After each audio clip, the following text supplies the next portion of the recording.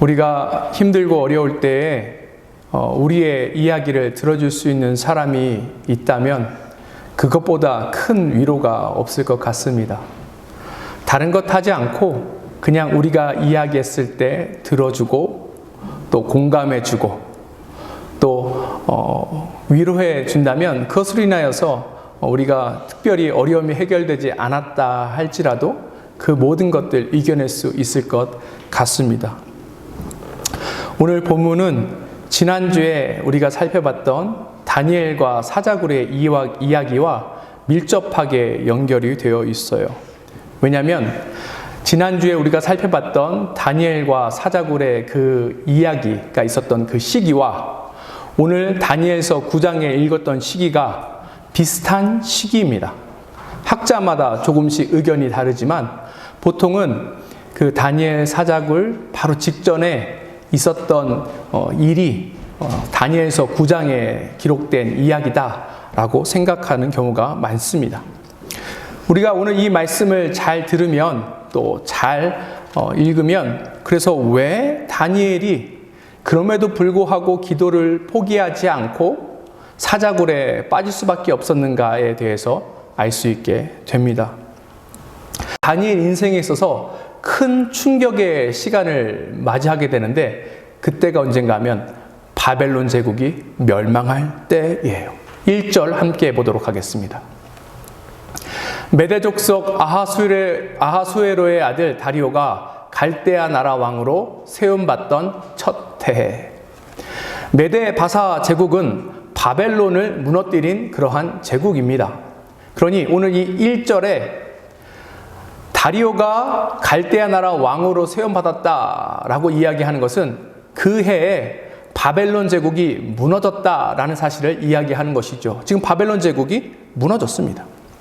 근데 사실 다니엘은 이 모든 것들을 이미 먼저 알고 있었어요. 왜냐하면 하나님께서 비전을 통해서 그에게 알려주셨기 때문에 그렇습니다. 여러 가지의 비전을 통해서 바벨론 제국이 메데바사 제국에 의해서 멸망을 당할 것이고 또 그 바사 제국은 그 뒤에 있는 그리스 제국에 의해서 멸망당할 것이고 그 그리스 제국은 그 뒤에 있는 로마 제국에 의해서 멸망당할 것이라는 것을 하나님께서는 다니엘에게 알려주셨어요. 그런데 하나님께서 알려주신 것과 직접 눈으로 겪은 것은 다르죠. 천하의 바벨론 제국이 그의 나라를 무너뜨렸던 바벨론 제국이 자신의 눈앞에서 멸망당한 것을 본 다니엘은 그것 또한 꽤나 큰 충격이 됐을 것입니다. 그런데 바벨론 제국이 멸망한다는 것은 신학적으로 또 유대 역사적으로 구원사적으로 아주 큰 의미가 있어요. 왜냐하면 하나님께서 뭐라고 약속하셨냐면 바벨론 제국이 멸망할 때에 유다 민족이 회복된다라고 말씀하셨기 때문에 그래요. 2절 함께 보도록 하겠습니다. 곧 그 통치 원년에 나 다니엘이 책을 통해 여호와께서 말씀으로 선지자 예레미야에게 알려주신 그 연수를 깨달았나니 곧 예루살렘의 황폐함이 70년 만에 그치리라 하신 것이라. 다니엘이 책을 읽었습니다. 이 책의 제목은 뭐예요? 우리가 가지고 있는 예레미야서입니다. 다니엘은 하나님 말씀을 읽은 거예요. 특별히 예레미야 선지자가 기록한 예레미야서를 읽고 있다가 한 가지 깨달음을 얻었는데 그것이 무엇인가 하면 예루살렘이 망하고 70년이 있으면 하나님께서 유다 백성과 그 나라를 회복시키신다는 하나님의 계획과 하나님의 약속입니다. 지금 다니엘이 이 말씀을 듣고 깨달았을 때가 거의 70년 가까이가 된 것입니다. 보세요. 다른 예언은 지금 다 성취가 됐습니다. 다른 하나님의 비전은 다 성취가 됐는데 그런데 하나 아직 성취되지 않은 것이 있어요. 그것이 뭐예요? 그의 나라, 그의 민족은 아직 회복되지 않았습니다. 그래서 다니엘은 간절히 하나님 앞에 기도할 수밖에 없었던 거예요. 이 놀라운 사실을 알고 또 하나님께서 일하심을 기대하기 때문에 그렇게 하나님 앞에 기대하며 나아갔던 것입니다.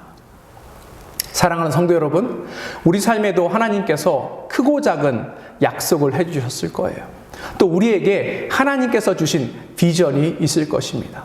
그것들이 성취된 것도 있고 아직 성취되지 않은 것도 있지요. 그렇다면 우리가 그것을 포기할 것이 아니라 하나님 앞에 간절히 구하며 나아가야 합니다. 이 시간을 통하여서 그렇게 나아갔으면 좋겠습니다. 왜요? 하나님께서는 우리의 음성을 들으시는 분이시기 때문에 그렇습니다. 우리가 삶의 현실을 가지고 간절히 주님을 찾을 때 주님께서 우리 기도에 응답해 주실 거예요. 그렇다면 이 시간 우리가 무엇을 가지고 기도해야 할지 함께 살펴보기를 원합니다. 첫 번째, 우리는 이 땅의 회복을 바라며 기도해야 합니다. 하나님께서 다니엘에게 보여주신 예언과 계획은 다음과 같아요. 첫 번째, 유다 민족이 멸망할 수밖에 없었던 이유, 그리고 그 멸망당한 유다 민족이 뿔뿔이 흩어지고 각국으로 흩어지고 바벨론의 포로로 끌려갈 수밖에 없었던 이유는 그들이 하나님 앞에 범죄하고 하나님의 경고를 무시하고 그래서 하나님의 심판을 받았기 때문에 그렇습니다. 그런데 하나님께서 그의 백성을 심판하는 도구로 누구를 삼으셨는가 하면 바벨론이라는 제국을 사용하신 거예요. 그러면 바벨론 제국은 하나님 앞에 쓰임받았기 때문에 선하고 좋은 나라인가? 그것은 아니에요. 바벨론도 하나님 앞에 범죄한 것이 있습니다. 그래서 하나님께서 그 바벨론도 심판하실 거라고 말씀하십니다. 예레미야 51장 11절 보도록 하겠습니다. 화살을 갈며 둥근 방패를 준비하라. 여호와께서 메대 왕들의 마음을 부추기사 바벨론을 멸하기로 뜻하시나니 이는 여호와께서 보복하시는 것 곧 그의 성전을 위하여 보복하시는 것이라. 바벨론이 유다를 침공해서 멸망시킬 때에 이들이 하나님의 성전에 들어와서 하나님의 성전도 약탈하기 시작했는데 그 모든 것들이 하나님 앞에 범죄한 것이고 하나님을 욕보이게 한 거예요. 그래서 이 바벨론도 나중에는 하나님 앞에 심판받게 된다라는 것이 바로 하나님의 뜻입니다. 바벨론이 심판당하는 그때에 유다 백성들이 회복되고 이 유다 백성들이 다시 예루살렘으로 돌아올 것이라는 것을 알게 되었지요. 그런데 여기서 다니엘에게 아주 큰 질문이 하나 있어요. 그것이 무엇인가 하면 이 모든 것들은 성취됐는데 그리고 하나님께서 말씀하신 70년이 다 되어 갔는데 왜 유다 백성들은 아직 회복되지 않았을까요? 회복되지 않은 것뿐만 아니라 왜 회복될 만한 기미가 보이지 않았을까요? 그것은 유다 백성들이 회복되기 직전에 필요했던 그 필요 조건, 선행해야 할 것들이 있기 때문에 그래요. 이거 역시 예레미야에 쓰여 있습니다. 예레미야서 29장 10절부터 13절까지 보도록 하겠습니다. 여호와께서 이같이 말씀하시니라. 바벨론에서 70년이 차면 내가 너희를 돌보고 나의 선한 말을 너희에게 성취하여 너희를 이곳으로 돌아오게 하리라. 여호와의 말씀이니라. 너희를 향한 나의 생각을 내가 아나니 평안이요 재앙이 아니니라. 너희에게 미래와 희망을 주는 것이라. 너희가 내게 부르짖으며 내게 와서 기도하면 내가 너희의 기도를 들을 것이요 너희가 온 마음으로 나를 구하면 나를 찾을 것이요 나를 만나리라. 하나님께서 유다 백성을 회복시키기 이전에 유다 백성들이 해야 할 선행 조건이 무엇인 것입니까? 하나님을 간절히 찾는 거예요. 하나님께 간절한 마음을 가지고 기도하는 것입니다. 그런데 아직 유다 민족 안에 이런 무브먼트가 없었던 거예요. 이런 부흥 운동이 아직은 시작되지 않은 것입니다. 그래서 다니엘은 이것을 알고 기도할 수밖에 없었던 것입니다. 간절히 하나님을 찾는다, 간절히 하나님 앞에 기도한다라는 의미가 그렇다면 무엇일까요? 오늘 본문 5절과 6절 함께 보도록 하겠습니다. 우리는 이미 범죄하여 패악하며 행악하며 반역하여 주의 법도와 규례를 떠났사오며 우리가 또 주의 종 선지자들이 주의 이름으로 우리의 왕들과 우리의 고관과 조상들과 온 국민에게 말씀한 것을 듣지 아니하였나이다. 지금 다니엘이 고백하고 있는 것은 무엇입니까? 그의 민족이 하나님 앞에 범죄했다는 거예요.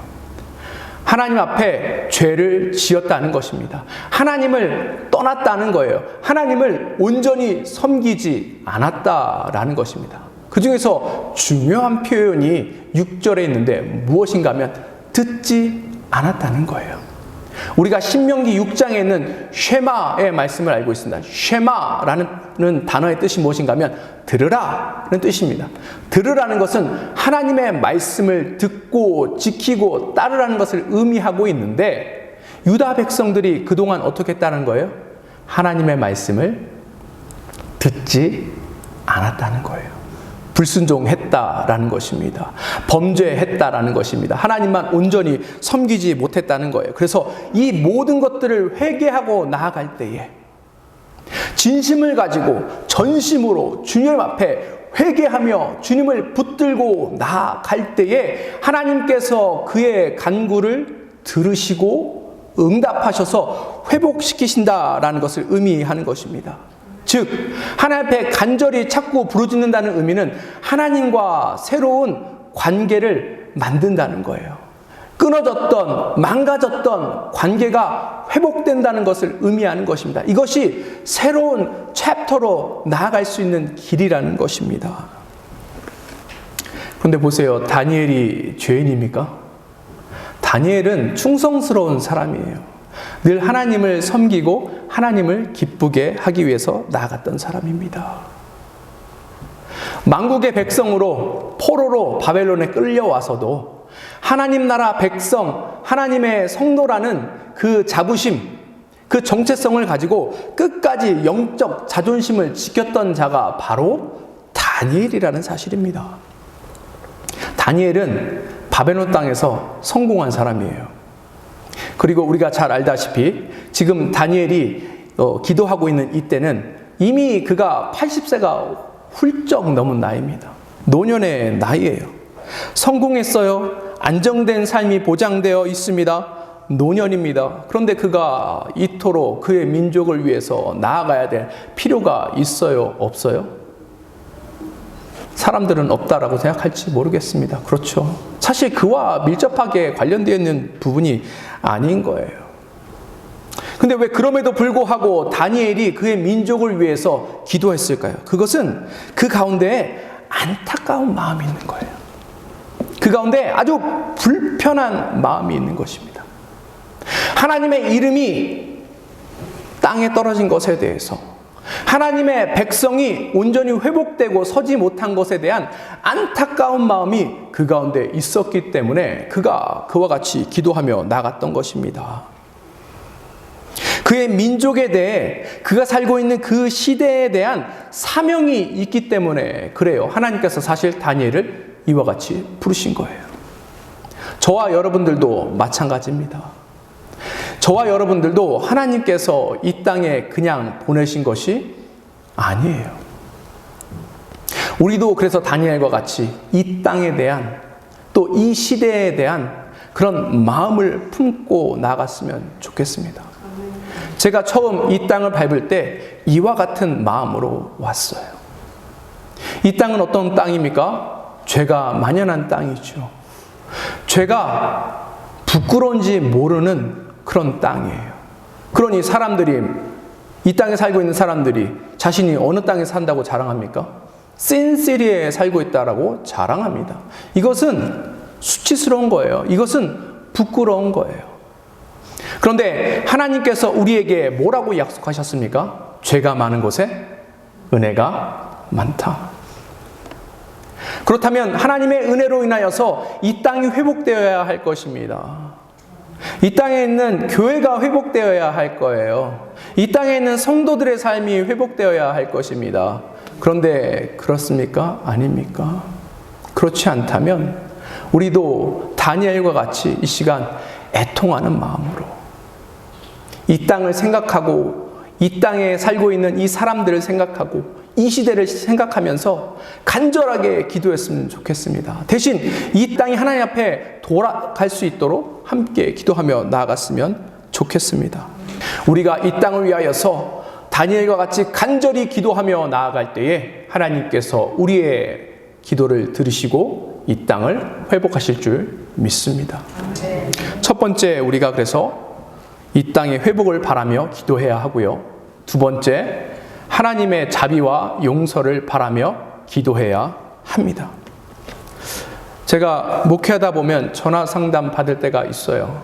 그런데 우리 교회 성도 아니고 다른 분들이 모르는 사람이 전화할 때가 있습니다. 삶이 힘들고 괴롭죠. 이민 생활은 사실은 훨씬 더 힘들고 괴롭습니다. 어떻게 살다 보니까 삶이 많이 망가진 거예요. 또 어떻게 살다 보니까 신앙도 영적인 생활도 많이 망가진 것입니다. 그래서 전화해서 저에게 자신의 삶에 대해서 막 이야기해요.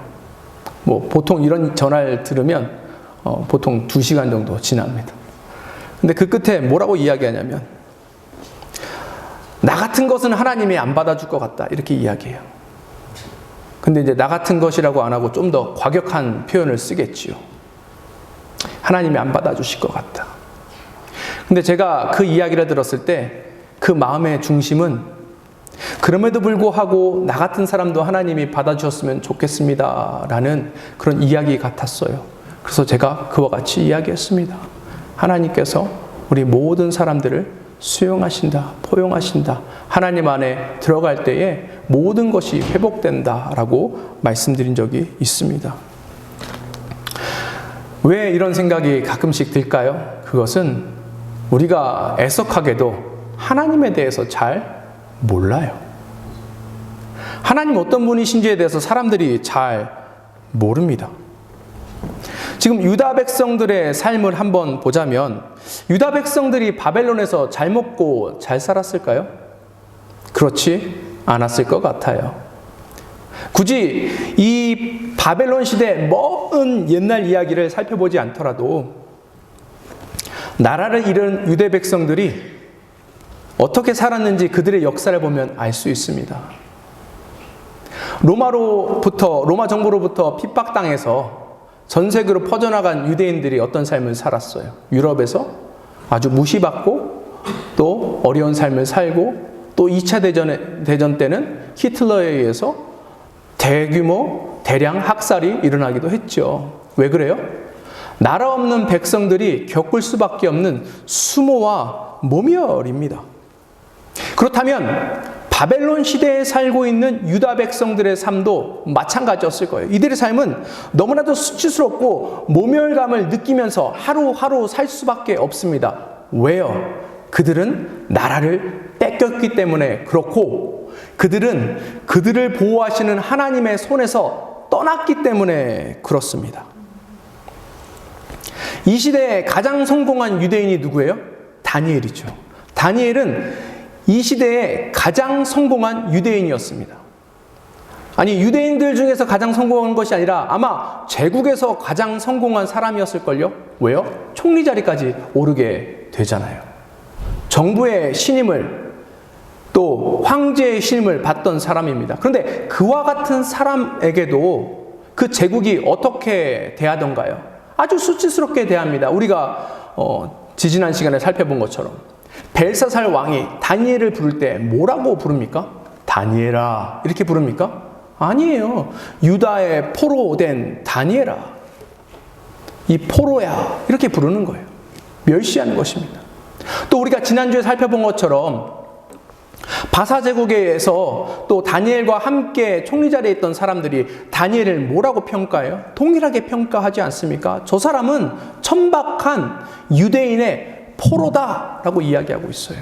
그 당시 바벨론 제국에서 가장 성공한 사람도 이와 같이 취급받았는데 하물며 그 땅에 포로로 있는 유대 백성들의 삶은 어땠을지 우리가 보지 않아도 잘 알 수 있는 것입니다. 그런데 왜 그와 같이 유대인들은 수치와 모멸 가운데 살 수밖에 없었을까요?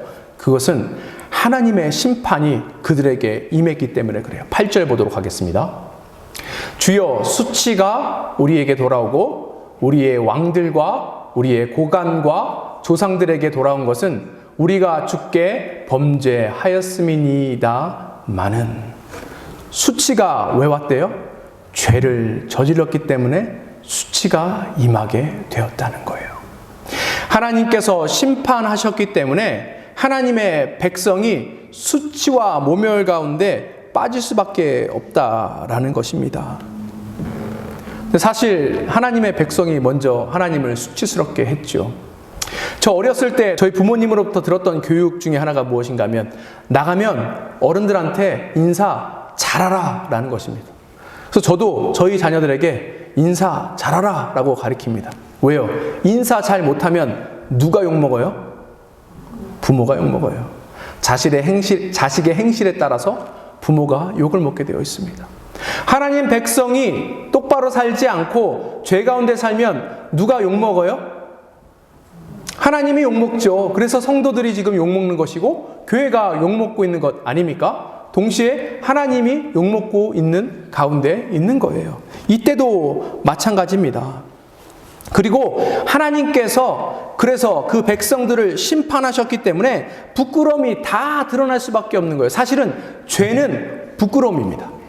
아담과 하와가 처음 하나님 앞에 범죄한 이후에 어디로 갔어요? 어디 갔어요? 교회 가서 회개 기도했나요? 아니에요. 어디 갔어요? 나무 밑에 숨었습니다.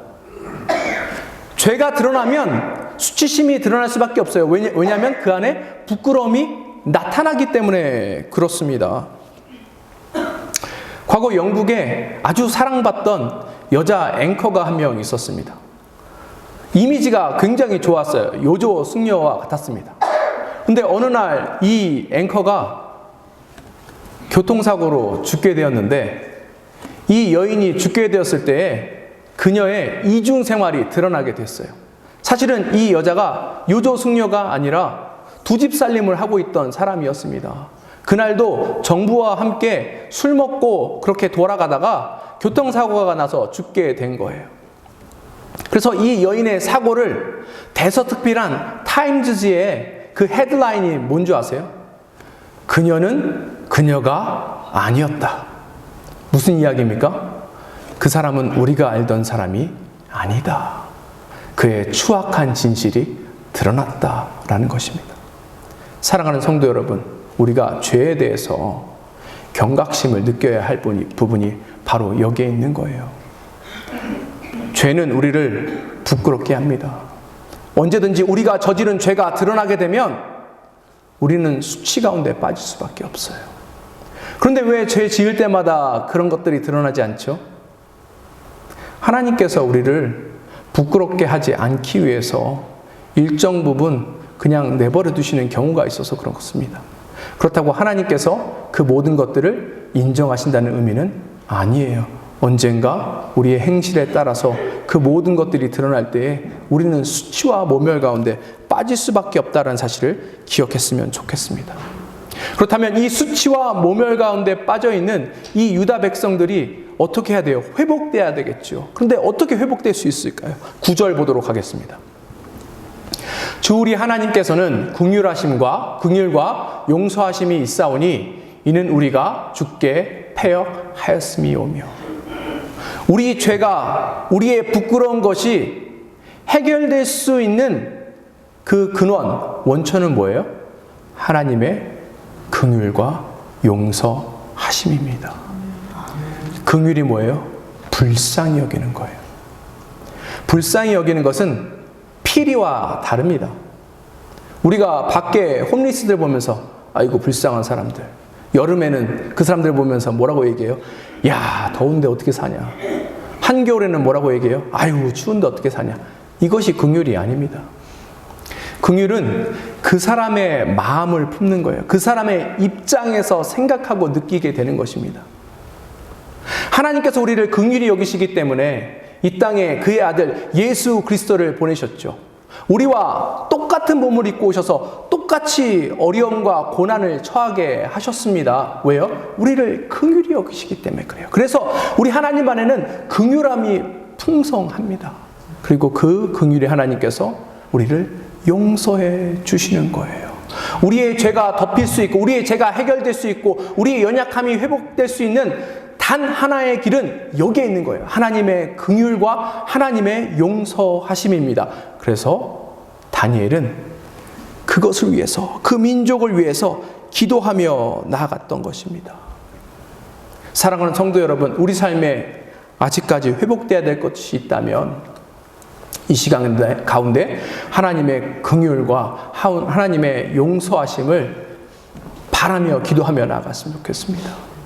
우리 공동체의 연약함이 회복되지 않는 것, 이것 역시 하나님의 긍휼과 하나님의 용서하심이 필요합니다. 우리가 그것을 위해서 기도하며 나갔으면 좋겠어요. 또 이 땅 라스베가스가 회복되지 않는 것, 하나님의 긍휼과 하나님의 용서하심이 필요합니다. 하나님께서는 요나를 사용하셔서 니느웨에 있는 좌우를 분별하지 못하는 12만 명을 구원하시길 원하셨죠. 그것이 하나님의 마음이에요. 이 라스베가스 메트로폴리탄의 사람들이 몇 명 산대요? 거의 300만 명 삽니다. 좌우 분별 못하는 이 300만 명의 그 회복을 위해서, 그리고 이 땅에 한인이 한 3만 5천 산다고 제가 며칠 전에 들은 적이 있습니다. 정확한 순지는 모르지만 이 중에 몇 명이나 예수님 믿고 있습니까? 이들을 위해서, 이들의 회복을 위해서 하나님의 긍휼과 용서하심을 기대하며 기도하며 나아갔으면 좋겠습니다. 그럴 때 하나님께서 이 땅을 회복시키실 줄 믿습니다. 첫 번째, 우리는 이 땅의 회복을 바라며 기도합니다. 두 번째, 하나님의 자비와 용서를 바라며 기도합니다. 그리고 마지막으로 기적을 바라며 기도해야 합니다. 지금 다니엘이 그래서 하나님 앞에 절규할 수밖에 없었어요.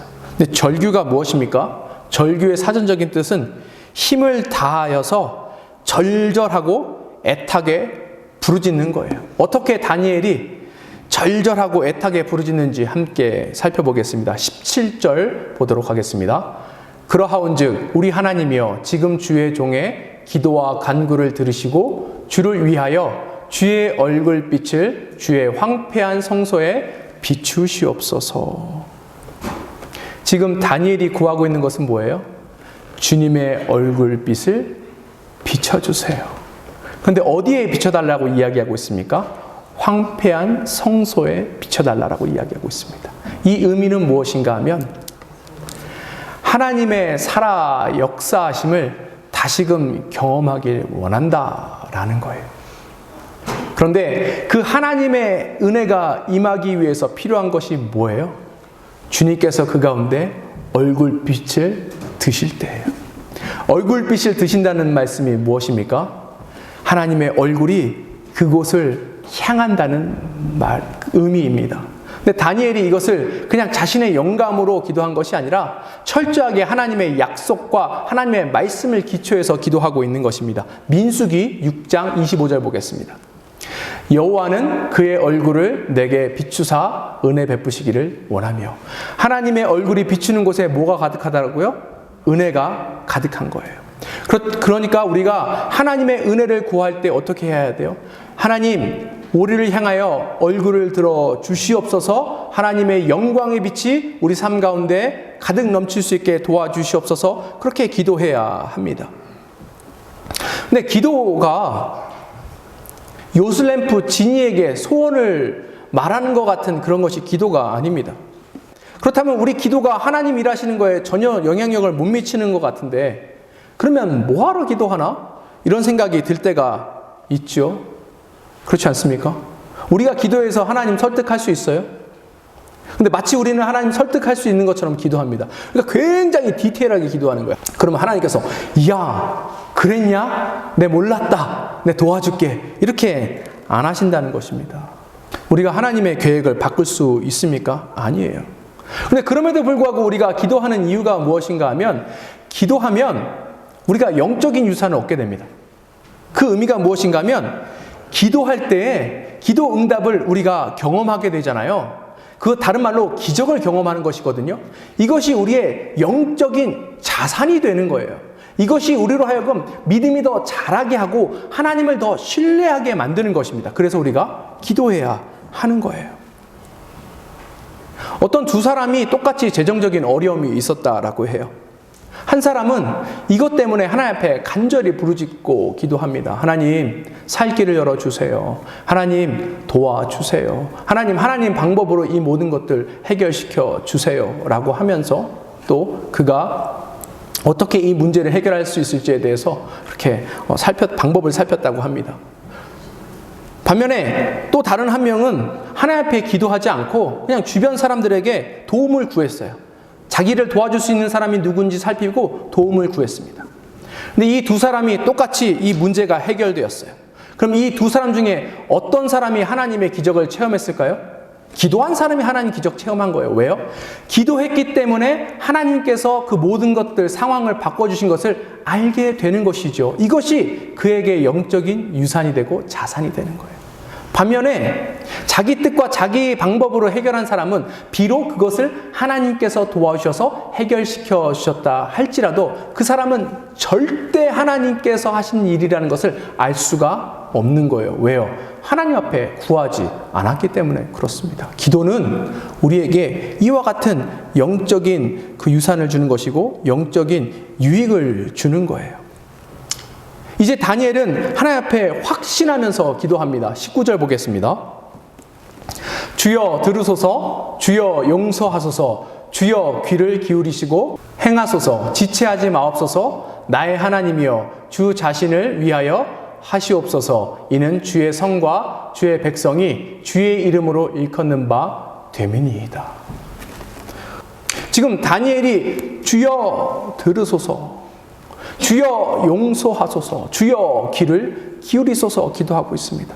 다니엘이 이와 같이 기도할 수 있었던 이유는 다니엘 마음 가운데 확신이 있어요. 무슨 확신이에요? 기도하면 하나님이 들으신다. 기도하면 하나님께서 들으시고 우리의 죄를 용서하신다. 간절히 하나님 앞에 부르짖으며 나아갈 때 하나님은 그의 길을 우리에게 기울이실 뿐만 아니라 하나님께서 하실 수 있는 일들을 우리 가운데 행하신다는 것을 분명히 알았기 때문에 이와 같이 기도하고 있는 것입니다. 사랑하는 성도 여러분, 하나님께서 만약 우리의 음성을 듣지 않으신다면 우리가 하고 있는 수많은 기도는 헛수고에 불과할 거예요. 시간 낭비고 에너지 낭비가 되겠죠. 그런데 우리가 분명히 알아야 될 사실은 무엇입니까? 하나님은 우리의 기도를 들으신다는 거예요. 우리가 하나님 앞에 온전히 서 있을 때나 그렇지 못할 때나 하나님 앞에 좋은 것을 드릴 때나 너무나도 부끄럽고 수치스러워서 견딜 수 없는 그 순간에도 우리가 하나님 앞에 기도하면 하나님께서 그 기도를 들어주십니다. 그러니 우리가 하나님 앞에 간절히 기도하며 나아갔으면 좋겠어요. 우리 안에 어떤 문제가 있든지 그 문제를 가지고 하나님 앞에 나아가서 하나님 앞에서 해결했으면 좋겠습니다. 우리가 오랫동안 기도했지만 그럼에도 불구하고 응답되지 않은 것들도 있지요. 포기하지 마세요. 포기하지 마세요. 하나님께서 못하시는 것이 아니라 하나님께서 아직 그때를 기다리고 계시는 것입니다. 말씀을 마무리하고자 합니다. 우리가 기도할 때에 우리의 삶이 변하게 되는 거예요. 우리가 기도할 때에 우리의 인생이 변하게 됩니다. 근데 중요한 것은 무엇인가 하면 우리 뜻과 우리 마음대로 기도해서는 안 된다는 거예요. 성경에서 기도하라 라고 이야기하면 꼭 기도와 짝지어진 것이 있습니다. 그게 무엇인가 하면 바로 말씀입니다. 오늘 다니엘도 자기 뜻대로 기도하지 않고 말씀을 가지고 기도한 것을 알 수 있지요. 우리가 잘 알고 있는 예레미야서를 읽고 기도했습니다. 신실한 하나님의 백성은 늘 하나님의 말씀을 가지고 기도합니다. 그럴 때 하나님께서 응답해 주시는 거예요. 그리고 기도하실 때 외롭다고 느끼시더라도 우리가 우리 홀로 기도하는 것이 아님을 기억했으면 좋겠습니다. 다니엘 시대 때 다니엘만 그의 민족의 회복을 놓고 기도했을까요? 아니에요. 동시대를 살고 있었던 에스라도 동일한 기도 제목으로 기도하고 있었습니다. 또 느헤미야도 동일한 기도 제목으로 기도하고 있었습니다. 우리가 더 하나님의 마음을 그래서 품고 기도했으면 좋겠습니다. 먼저 우리 부르심을 기억했으면 좋겠어요. 하나님께서 우리를 이 땅에 보내심은 이 땅의 회복을 위해서 부르셨음을 기억하시면서 우리가 이 땅의 회복을 위해서 기도했으면 좋겠습니다. 이 땅에 있는 교회들을 위해서, 우리의 공동체를 위해서 기도했으면 좋겠습니다. 그리고 기도할 때마다 하나님께서 응답하시는 그 기도의 유산이 우리 삶 가운데 가득 쌓일 수 있게 해달라고 기도했으면 좋겠습니다. 그래서 우리가 날마다 더 하나님과 가까워지고 또 우리 영이 더욱더 풍성해지는 우리들 될 수 있었으면 좋겠습니다. 함께 기도하겠습니다.